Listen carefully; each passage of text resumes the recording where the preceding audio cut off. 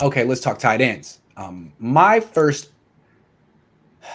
observation about the tight ends from this game is how they're going to use Ross Dwelley. I'm still skeptical that they're going to throw him a bunch of passes because they've never done that. But I do think he's going to be on the field a lot, and I think he has a crucial role in the offense because you saw it. The first two throws when Trey Lance was out there with the first team offense to a degree were play action bootlegs. Him getting, especially the one to Sherfield. And the way for that, the only way that's going to work is if you have a blocker. You have to have a blocker who rolls out with the quarterback. Otherwise, that unblocked defensive end can be in the quarterback's face, force the hot throw. He seals the pocket. Yeah, he forces the hot throw, edge, and now you're not going to get the big play that you're trying to scheme up. So someone has to peel out and block Lance, and it's Dwelley. That's how they used it on that throw to Sherfield. It was Dwelley.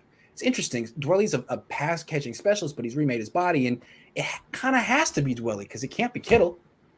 Kittle's got to be out in the pattern, and ideally it's a guard. It's someone that's not one of your 5 eligible receivers, but Tomlinson isn't fast enough. Brunskill isn't fast enough. I think it has to be Dwelley, so really he's a very important person in this offense this year. When we get to the offensive line, let's remember what you said about the speed and Aaron Banks and the scouting report on him in college and why he's not a fit for the scheme. Right. But we'll get to that later. Yeah, so definitely Dwelley was a huge part of that play.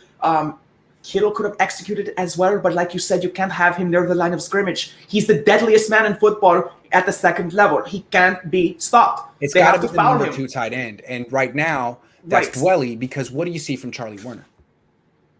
That's the first note I have on when I watched the game. It's the first note I made. I have 4 words. Charlie Warner was disastrous. In every catch. A catch. But yeah, a catch. Yeah, but it was, you know what that catch was? It's the same way that CJ Beathard and Nick Mullins could look really good sometimes, and why Kittle is a beast, but they give them plays that are high percentage plays, and they scheme them. And the thing is, was it Rosen that completed that to him? Who Lance?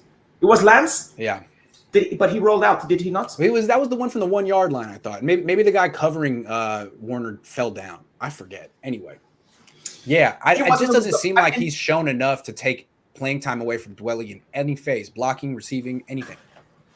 Yeah, absolutely. Yeah, so Charlie Warner is not the third tight end I want to carry. It's Jordan Matthews. It's Jordan Matthews because of his size, his ferocity, his hands. I think he has some of the best hands on the team if he's focused. If he's into this, if he's focused. And you know what I saw from him that I haven't seen since he was on the Washington football team and healthy, and even then, that's a demoralizing place to play in the past. I mean, just talk to Trent Williams. But I saw fire from him. When he made that short catch and he just beasted, dragged the defenders, all 3 of them out of bounds, and stood them up, that's the Jordan Matthews that used to be like 5 years ago. And if that's the Jordan Matthews we get, that's the one I want. That's my tight end number 3. I like that. I like that very much. Roger. And here's why. Oh, go ahead. He's not a good blocker. But if Dwelley is suddenly becoming this ultra tight end in the image of Kittle, basically what you're saying is that Dwelley has made himself Kittle Jr.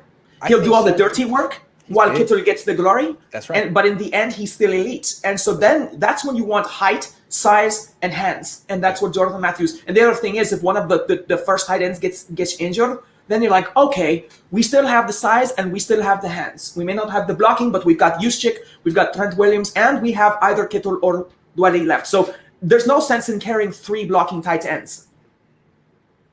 I want to say something though. I think it's important for them to carry 4 tight ends. It just occurred to me because who's your fourth? It's got to be Warner. Here's why I say it. If they want this bootleg game to be a real important part of their offense, and it should be. Well, what happens if Dwelley gets hurt? You can't do it with Jordan Matthews. No offense. You can't do it with Jordan Matthews. You don't want to do it with Kittle. That's why you need you need to go too deep at that Dwelley spot because that function, that role in the offense is so integral, that blocking role. So I think they got to keep 4. It just dawned on me. It's because I'm telling you, if Dwelley gets hurt, you got to take that, you got to rip that page out of the playbook for the day.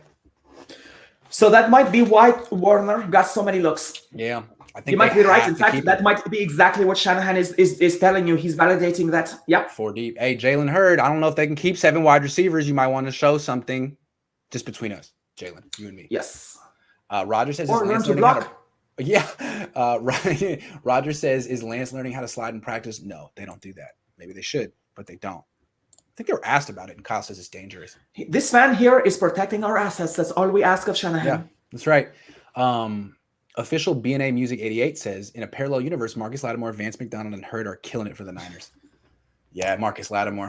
He had opportunities. He had talent. Right?